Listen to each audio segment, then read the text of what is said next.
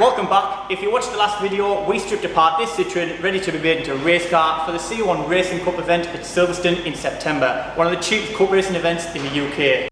The C1 Club hosts events throughout the country for motorsport enthusiasts who want to race on a budget. It is very tightly controlled with no modifications allowed to the engine or transmission. Link to their site will be below. And now it's back to the bare shell. It's time for the fun part of bolting it all back together with all new parts. I've got everything there from powder coating, shout out to Quality Coating Surfaces North East for getting them done quick for us. They look absolutely mint. And just in time, the racing kit has also arrived from the C1 Racing store, as you can see in the boxes behind me. Now I have ordered a few extra parts which aren't mandatory for the race, but they do make it a better example once it's all complete. I'll go over the prices in another video, but for now, let's see what we've got. Extended bottom arms, fuel tank guard, brake pipe guard, extended drive shafts, ballast tray, track rod extensions, lawn springs, alloy wheels with bolts, roll cage, extinguisher kit, foot guards, braided brake hoses, master switch panel, door cards. Before I rebuild the suspension, I need to get this time chain clutch done on this engine and get it back in the car. D.WARD Automotive have kindly sponsored us to do this race. They've supplied us with everything like a service kit, time chain, bearings, bushes. So if you're in the Bishop Auckland area, don't hesitate to call down and they can sort you out with any parts or even mix any paint that you need. Anyway, enough talking, let's make a start. So the first job is to remove the gearbox to get the engine on a stand. There's about 10 bolts around the bell housing and then a couple holding the starter motor on. Once those are out, I can pull it away from the engine. Normally extra hands would be helpful here, but luckily this gearbox is as big as a pencil case. There's 6 bolts holding the clutch plate on, and when those are out I can pull it away from the flywheel.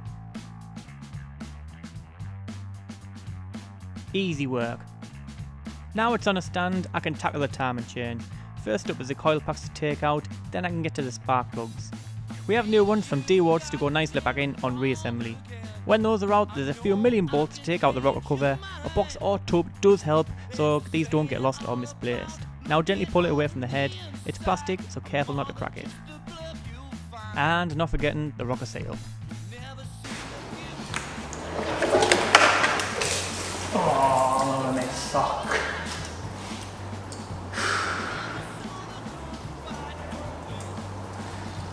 What do I crock? You can't be serious, man. You cannot be serious! After I stopped crying about my wet crock, I managed to get the sump off. A load of 10mm bolts and then I can prise it off the block using a pry bar. Be careful not to tap this in too far or damage anything. We don't want it to leak when it goes back on.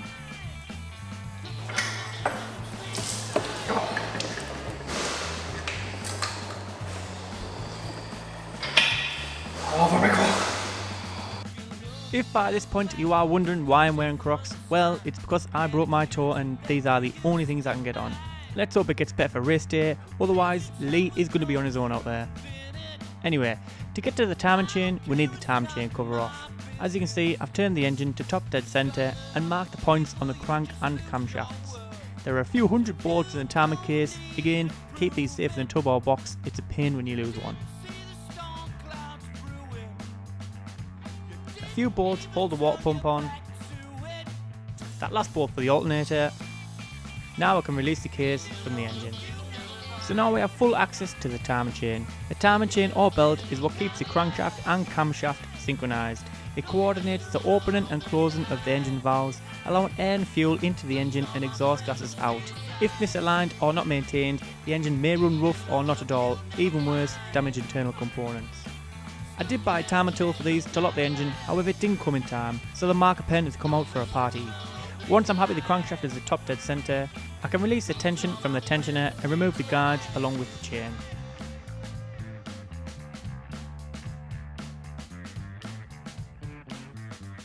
The exhaust sprocket is also to come off as we have a new one in the kit. Time to clean all that old sealer off as we want no leaks when we apply the cover with the new sealant.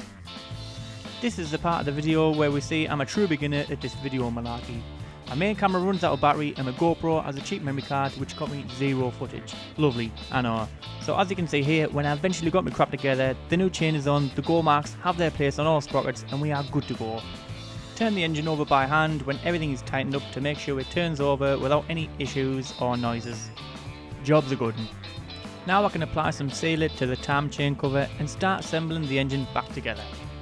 Basically putting everything on in reverse order, the timed case being first, carefully push it onto the locator pins and put all the bolts back in place. When those are in, I can get the water pump on, then everything can be tightened up.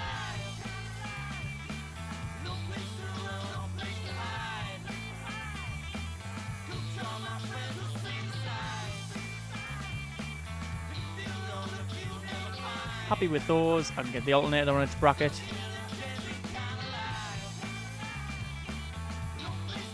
Tighten them bolts up.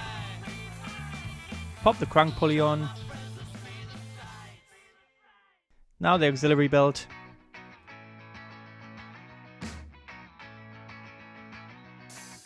And we're ready to roll. New seal to go on the rocker cover to make sure it doesn't leak, and then it's all torqued up to spec. Get the new spark plugs in with the coil packs.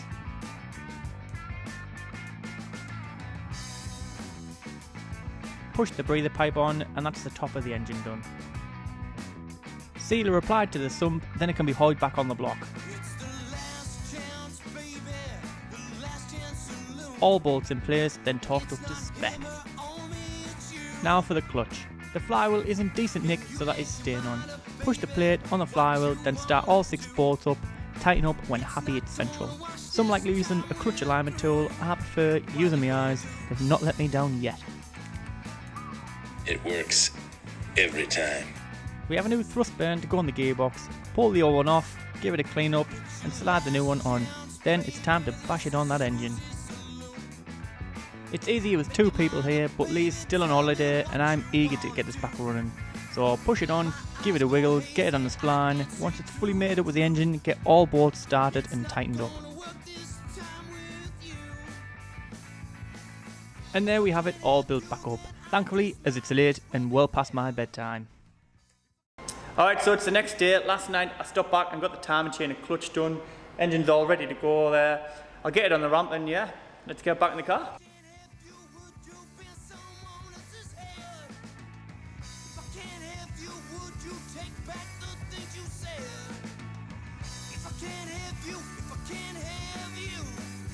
So there's many ways of doing this, however I found this is the best way to get the engine in. There's loads of room from the bottom to drop the car down onto. Other garages may do it differently and let them crack on. Now the car's down, I can get the crane to lift the engine up, move it where it needs to be on the mounts and get the bolts started by hand. There's a couple on each side. Once they're fully tight, the crane can be put away. Now it's a case of attaching everything back to the engine in reverse order I took it off. Some vacuum and fuel pipes to go on the back there. A couple of water pipes. Bolt up the gear cables.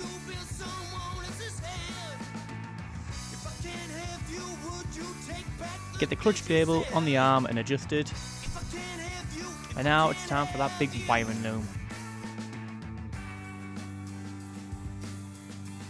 It looks worse than what it is, but it ain't actually too bad on these cars.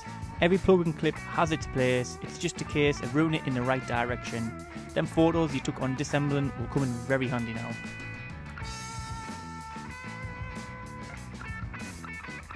That's about everything plugged in there. Last thing on the top there is the throttle cable I'm tightening up. Lovely, look at that. Few things missing, but we'll get them on later. With the car lifted up, there's 2 nuts to go on the alternator. When they're tight, get the cap on. Now at the back of the engine, there's 2 wires on the starter motor.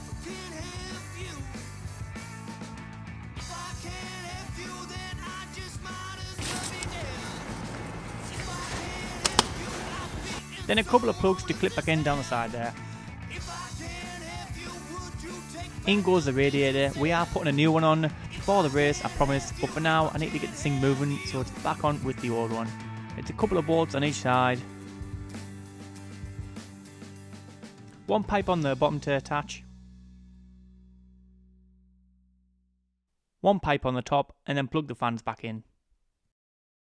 So that is the engine all bolted and wired in. I've left the battery tray out because we do need easy access to drill holes in the bulkhead. to get the master switch in, the fire extinguisher kit in. So I'll leave that out for now, and the ECU is also to go in. Just need to get some oil in, get some water in, and then we can crack on with the suspension. Let's go. Supplied by D.WARD Automotive, I'm using 5W30 here. Sweet.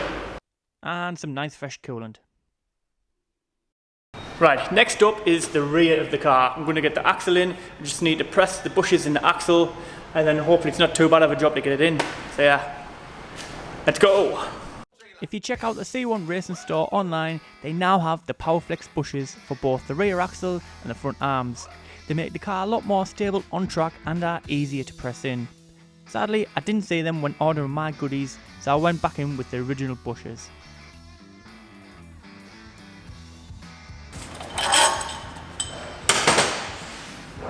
Voila! And that's ready to go back in the car. Back onto the transmission jacks and put it up in place where it needs to be for the holes to line up. Once I've got the 2 bolts at the front of the bushes started, I can tighten them up and then start adding bits on. First being the lowering springs, make sure they're sat in place correctly, then I can get the lower shocker bolt in. 2 bolts for this plate on either side, not sure exactly what this does, I'm guessing for strengthening. Then the handbrake label can slot into place.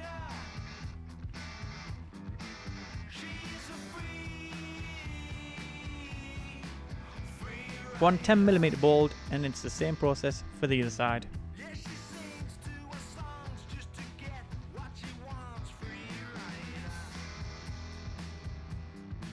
Now it's starting to take shape. It's definitely looking a lot better than what it did when we first got it in. Stupidly, I have missed a few things while I was meant to order, one being the wheel bearing, shockers and a few other bits, but I need to get the car rolling, so these are going to go on for now, and then I'll take them off later and get them new ones put on. Just really need to get it rolling so we can start the interior. So yeah, get these on next. With the kit you also get these shims which go in the bottom of the hub to space the wheel out so you get camber.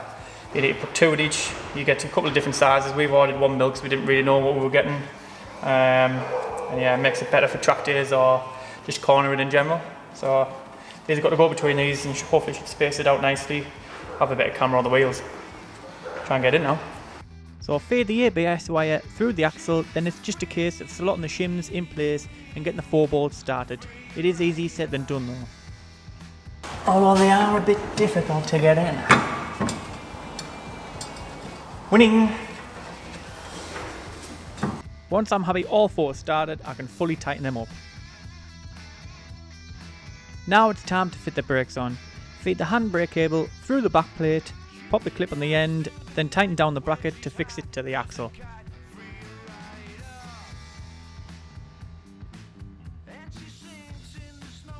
Clip the ABS wire and feed it back up into the car, not forgetting to plug it in later. There's 1 bolt to hold the wheel cylinder on. When that's tight, it's time to get the brake pipe on.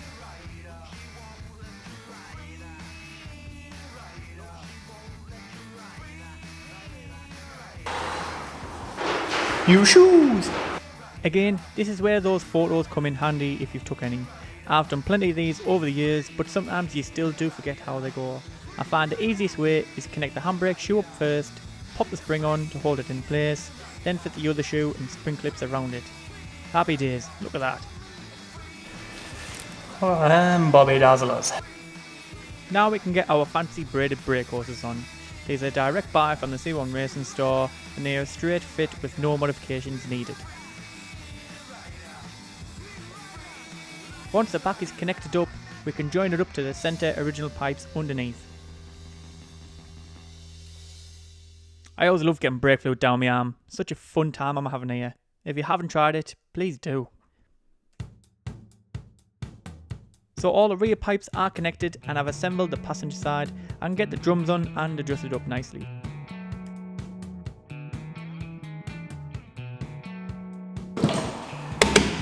Woo. Couldn't be any happier with that so far. It's definitely looking fresh compared to when we first got it in. It's starting to look like a race car now. And that's the rear all back together. There's a few other little bits I need. It's about 90% done, but it means I can get the wheels on and get it rolling. Now just time to crack on with the front. So the first task is assembling the anti-roll bar to the subframe. This has 2 bushes on either side with a clamp, plenty of rubber grease on these, and they fit on nicely to the frame with 2 bolts.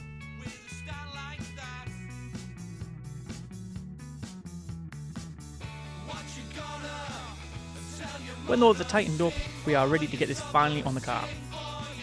Fresh out the box. Before I get the frame on the car, I'm changing the oil filter as it's easier to access while I'm there. Once the old one is off, rub a smidge of oil on the seal, then tighten it back to the car. Jack the frame up, making sure the steering rack lands in its place correctly, then it's just a case of starting all the bolts up by hand.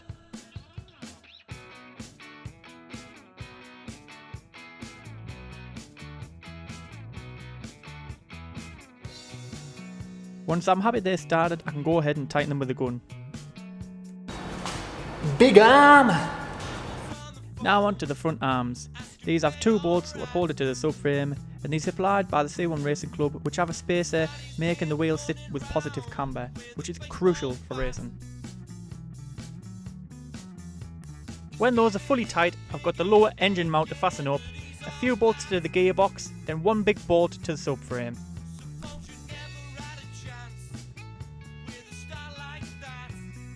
And yes, I know, you can see there's another part I didn't order.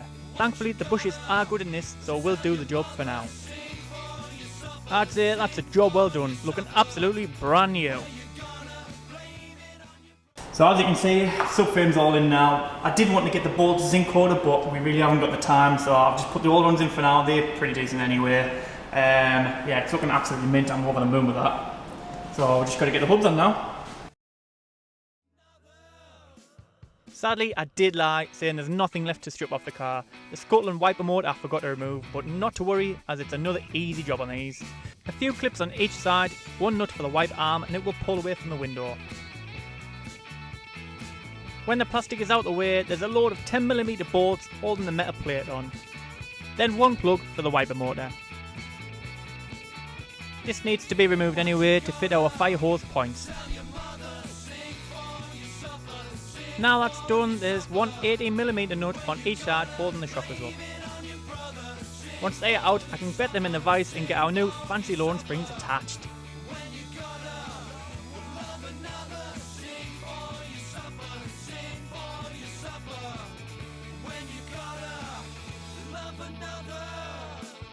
Hell of a job, and then it's straight back on the car.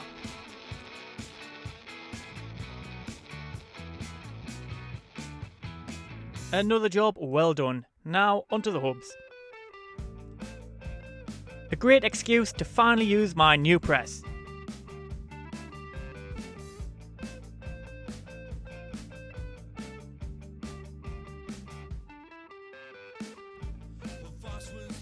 When the bearings are pressed in place, there's a spring clip to add, and then I've just got to press the hub in, and then they are good to go. As good as new. I'm well happy with those. Time to get these bad boys on the car and get it rolling. First thing is to get it on the shocker and then tighten the pinch ball up.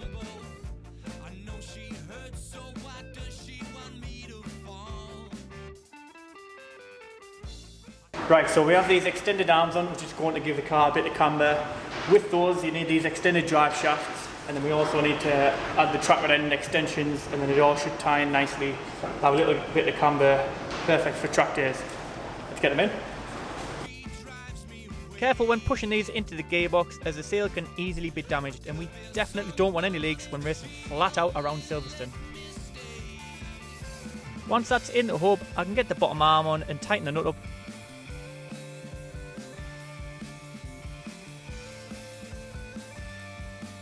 Then I can fasten in the ABS sensor along with the heat plates.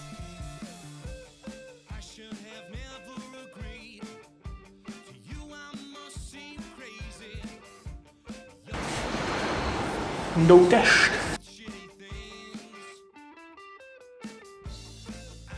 So another thing I forgot to do is get these shock blasted and order some pads which are on the way. So for now, I'm just going to bolt these up on just so I can get it out and off the ramp.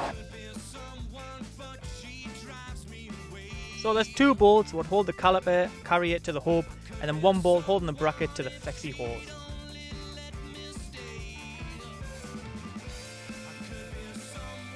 Now it's time for a bit of chop shop. We have tracker end extensions to go on, but first we have to remove the old tracker end with its locker nut. Measure 18mm from the end of the tracker arm and then cut the threads to make way for our new adapters. Once it's cut, apply some Loctite, then thread it onto the track arm, and then our new extensions can go on as normal, along with the tracker end.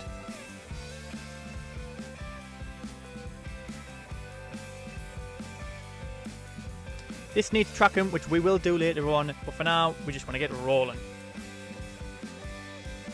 Once the nut is tightened, get a split pin in there and that's us done with one side.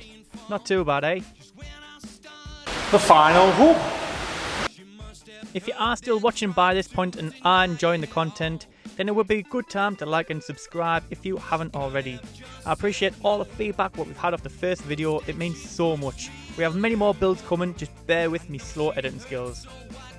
And also, like our first video, all the music in this once again is by my brother's band, The Side Project. If you like what you hear, then don't be scared to check them out on all music platforms. The links will be below. And just like that, the front is also complete. Look at that. It's a shame no one gets to see this when we race. Never mind, I'm over the moon with it. And that's as much as I can do for today for the suspension and the brakes. I'd say it's about 95% there. Still waiting for a few other bits coming. But for now I can get the steel wheels on as we wait for the tyres coming for the alloys. So we'll have to wait a bit, but we can get rolling for now anyway.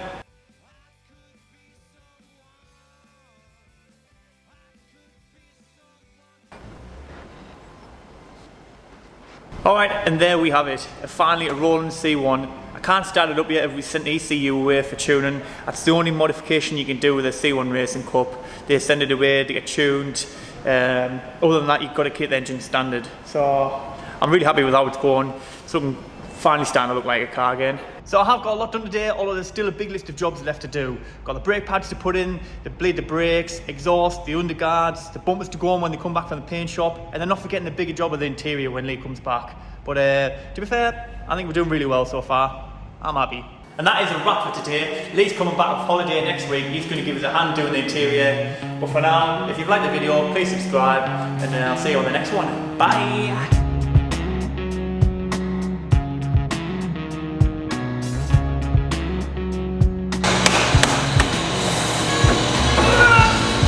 Week we'll be doing You